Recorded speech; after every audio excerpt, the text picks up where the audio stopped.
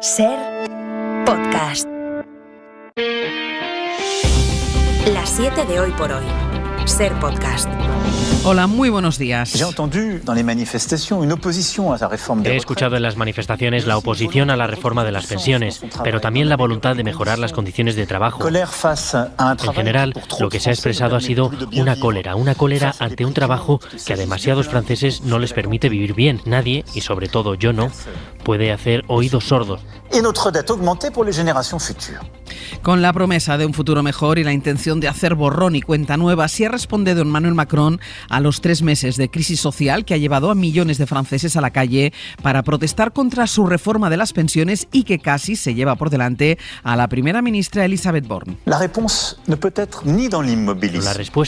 no puede ser ni el inmovilismo ni el extremismo. Ante esta cólera, este sentimiento de abandono, tenemos que actuar juntos, siguiendo un rumbo claro, nuestra independencia y nuestra justicia. En este discurso la nación, Macron se da a sí mismo 100 días para cumplir una nueva agenda social, aunque no pretende dar marcha atrás en su plan de reformar las pensiones. Javier Ruiz Martínez, buenos días. Hola Ángels, buenos días. El presidente francés se reafirma en que este cambio en la edad de jubilación es necesario, aunque no le guste a la gente, aunque no le guste a los franceses. Los sindicatos le recriminan que intente calmar un malestar social con promesas electorales que no ha explicado todavía, y la oposición critica la soberbia, dicen, de su discurso. De soberbia habla también esta mañana la prensa internacional, lo hace Le Monde, lo hace The Guardian, y Le Figaro señala esos 100 días que se da Macron, dice, para revivir. El presidente francés sabía que la estabilidad de su mandato dependía en buena medida del discurso de anoche, y por eso le hemos pedido hoy a la directora de Es Global, a Cristina Manzano, un análisis sobre la respuesta que ha dado Macron a esta crisis. Había 2 cosas que Emmanuel Macron dominaba a la perfección: la palabra y la puesta en escena. ¿Será el síndrome del Elíseo, ese que aísla y aleja a los presidentes del sentir de la ciudadanía? ¿O será el desgaste de meses de tener las calles en contra? Pero en su discurso de ayer ha perdido ambas. Como vestigios de otro tiempo, de otra forma de comunicar, quedan ahí las ideas grandilocuentes, la llamada a relanzar el trabajo, a renovar el orden republicano y democrático, a afianzar el progreso. Esa hoja de ruta que pretende pasarle a su primera ministra para tratar de deshacer el entuerto, no ya de una reforma de pensiones controvertida, aunque aquí nos cueste comprenderla, sino de la falta de diálogo, de la arrogancia del poder. Anoche Macron sonaba poco creíble, obligado por las circunstancias, un poco robótico, con la mirada fija en el teleprompter, sin la emoción de esas veces en las que parecía dirigirse personalmente a cada francesa, a cada francés. Es lo que toca para intentar salvar la República, pero ¿será suficiente? Queda también el golpe de efecto de los 100 días de prueba, hasta el 14 de julio, la fecha sagrada de Francia. Poco parece para recuperar el apoyo de un pueblo que, no hay que olvidar, le votó en gran medida para evitar un mal mayor, el triunfo de la ultraderecha de Marine Le Pen, una ultraderecha que espera pacientemente su oportunidad.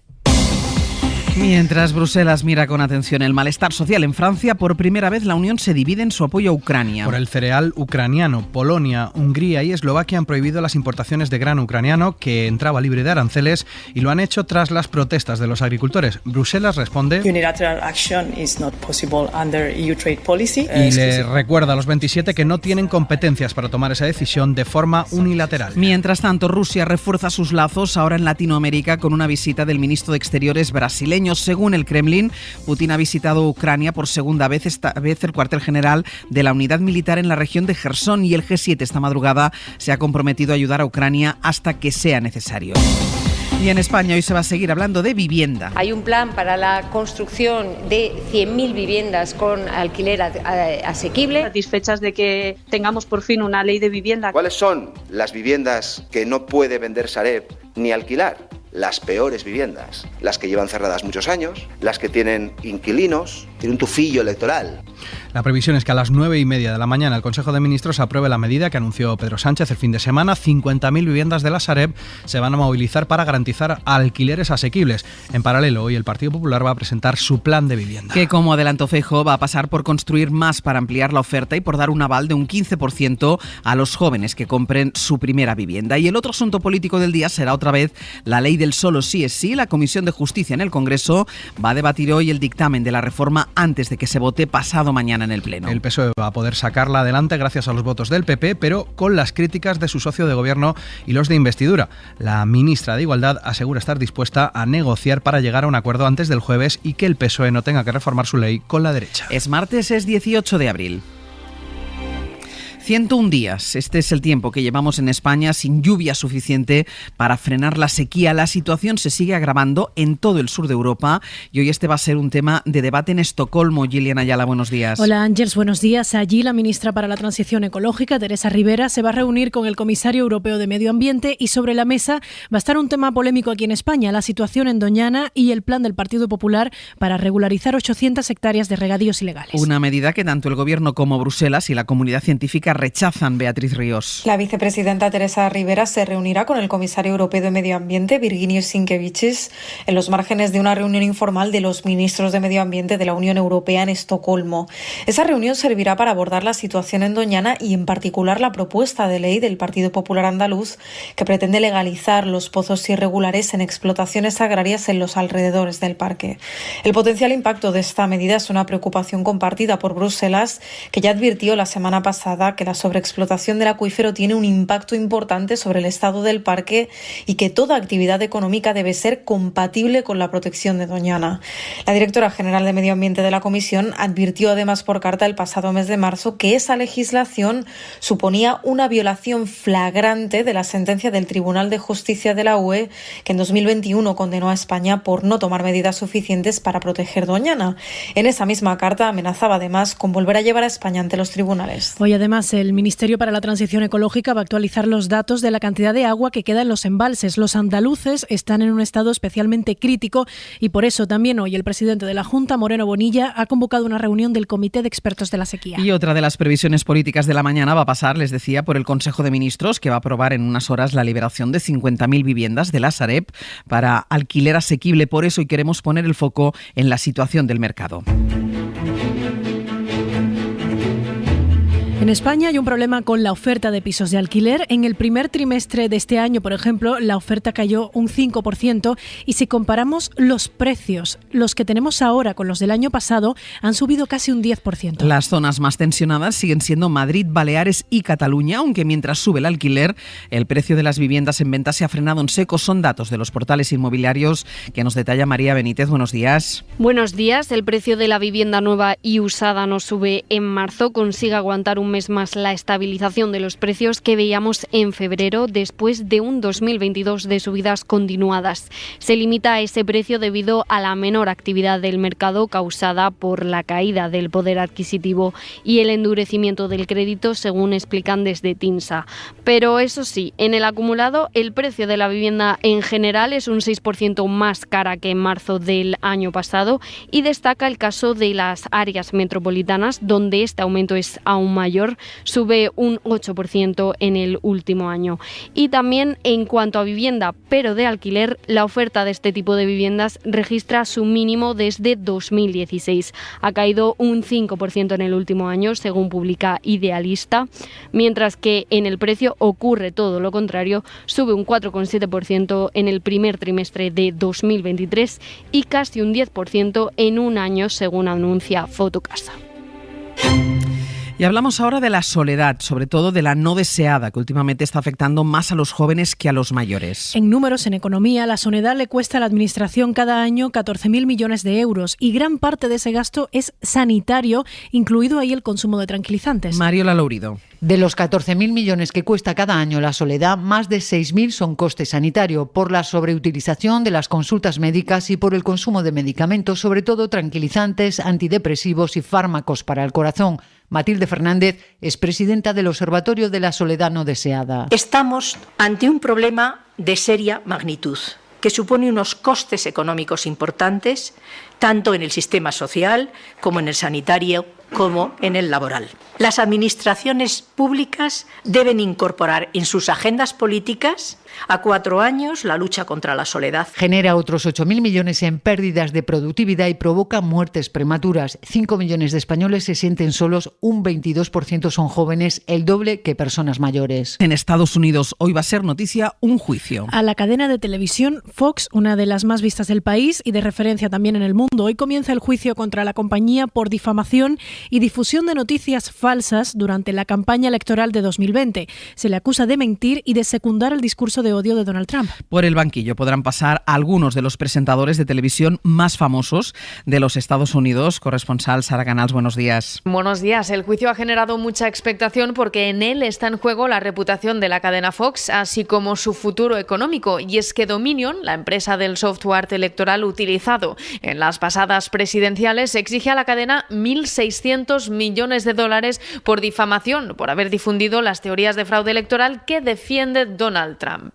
La expectación además se explica también porque durante la investigación previa al proceso salieron a la luz miles de mensajes y correos electrónicos de directivos y presentadores criticando a Trump y a sus teorías, mientras que en directo proclamaban todo lo contrario, por miedo a perder audiencia ante canales más radicales y ultraderechistas. Destaca, por ejemplo, el caso del famoso presentador Tucker Carlson, que en privado habría afirmado odiar a Trump con toda su pasión o decir literalmente que esta mierda de teoría del software es absurda, aunque al día siguiente en antena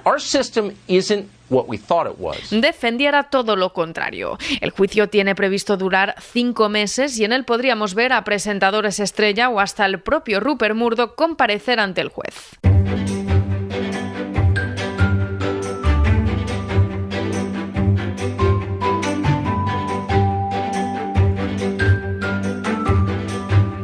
Tiempo para saludar a nuestros compañeros de la red de emisoras de la SER y nos vamos hasta Andalucía. En Radio Sevilla está Diego Suárez. Buenos días. Buenos días, Ángeles. Y hasta Baleares, en Radio Mallorca, Mamen Municio. Buen día, Mamen. Hola, ¿qué tal? Buen día. Vamos a buscar en estos dos territorios algunas historias del ámbito local y si empiezo por Andalucía, Diego, una iniciativa de un hospital de Cádiz que regala, atención, un bocadillo de jamón a las madres que acaban de dar a luz. Así es el Hospital Universitario de Puerto Real. Allí hay alguien que piensa con lógica y sabe que una embarazada que lleva 9 meses sin comer jamón y que acaba de dar a luz, lo primero que desearía, además de estar con su bebé, pues es comerse un buen bocata de jamón. Así que, bueno, va una tarjeta de felicitación, pero lo importante es que va el bocadillo. No lo hemos probado, no sabemos si los recursos públicos de la Junta dan para un jamón del bueno. Un jamón de bellota, pero lo importante es el gesto. Y en estos días, donde los numerosos problemas de la sanidad pública andaluza en la atención primaria, con la huelga del sindicato médico, mañana con los problemas en las listas de espera, pues evidentemente hay luz al final del túnel. Esta iniciativa lleva una semana y los índices de satisfacción del Hospital Público Andaluz pues han aumentado considerablemente. Bocadillo de jamón para las madres que acaban de dar a luz, que es verdad, yo no me acordaba de esto, llevan 9 meses sin probar el jamón. Vamos a ver si jamón del bueno o jamón del normalito. En Baleares, Portocristo estrena un servicio de barcas recreativas como las del Retiro. Así es, una empresa que ofrece 5 embarcaciones para que turistas y vecinos puedan disfrutar del Riuet de Portocristo. Es un canal formado por la desembocadura de 2 torrentes de la zona y, como bien dices, para que puedan disfrutar como si estuvieran en un canal veneciano o en el estanque del madrileño Parque del Retiro. El canal tiene 20 metros de ancho por unos 400 de largo y no tiene profundidad suficiente ni para el amarre ni para la circulación de embarcaciones de recreo. Así que esta iniciativa pues permite utilizar el antiguo puerto romano, que durante años ha sido prácticamente el basurero de la zona. Miquel Fullana es el emprendedor que ha visto una oportunidad de poner en valor la flora y fauna de este punto de la Albufera, que no suele ser visitada. Un oasis, en definitiva, un pequeño embarcadero, 5 botes verdes de fibra de doble casco con remos de madera comprados, y ahí llama la atención también, en la fábrica que elabora las barcas del Retiro. Reconoce también lo irónico de que un mallorquín vaya a la capital a comprar barcos, pero que en cualquier caso son embarcaciones muy buenas, sin motor, no hacen ruido y no molestan a los vecinos, se integran también en la naturaleza. Hemos normalizado también que Madrid está el Museo Naval, o sea que cualquier cosa es posible. Diego, hay una aldea en la Sierra de Baza que tiene un poco así como desequilibrio entre habitantes, 12 vecinos, 12 seres humanos y más de 70 gatos. Sí, es la aldea de la Rambla del Agua, está en el Parque Natural de la Sierra de Baza. La mayoría de esos 12 habitantes son jubilados y hay más de 70 gatos y claro, los pobres han lanzado un SOS porque no pueden con ellos. Por 700 euros y dar comida a los gatos y mantenerse uno, no llega la cosa para tanto. estamos haciendo una serie de trabajos que ya nos desbordan. Bueno, pues por las redes sociales, Ángels, han empezado a contestar colectivos de animalistas y bueno, pues se está reconduciendo este fin de semana, ya han llevado comida y ahora se están estudiando medidas de traslado, de esterilización, porque la situación que estaban atravesando estos 12 habitantes de la Rambla del Agua, desde luego, estaba llegando al límite con la invasión gatuna. Claro, pues que además los pobres les dan de comer y todo. Sí, claro. Claro, que decía la vecina. Claro, la pensión no nos llega. Con claro, mi pensión tengo que comer yo y darle a 70 gatos de comer. Claro. Diego Mamen, hasta luego. Hasta luego. Y vamos con nuestra recomendación cultural para empezar el día, que hoy es sobre todo para los curiosos que quieren saber cómo llega una actriz o un actor a ser el protagonista de una serie o de una película. Es una recomendación de Pepa Blanes. Entre toda la avalancha de estrenos de series y películas que llegan a las plataformas, queremos recomendar una pequeña serie que juega con eso de la autoficción que tanta curiosidad despierta en los espectadores y que ha llegado ya a Filmin. Su título es Self-Tape, que hace referencia a los vídeos caseros que los actores y actrices se graban en casa para mandar a los casting y que a veces son todo un dolor de cabeza. Es muy guay todo esto y no sé, el guión, no sé, todo el vestuario es muy guay, la verdad. Las hermanas Vilapuig, Joana y Mireia, son las protagonistas de esta serie. Se interpretan a sí mismas o casi. Es una historia en la que cuentan sus propias vivencias, pero donde nos dicen hay mucha ficción. Ellas fueron niñas actrices, estrellas de una serie que lo petó en su momento, Pulseras Rojas, y que cambió sus vidas. Ana, que no voy a hacer una mierda de capitular porque les doy pena.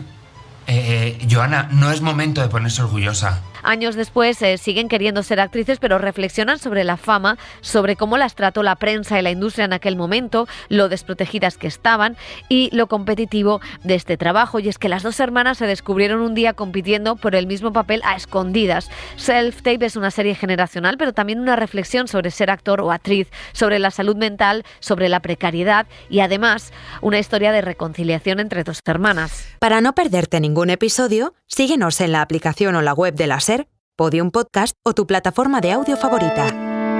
Cadena SER. La radio.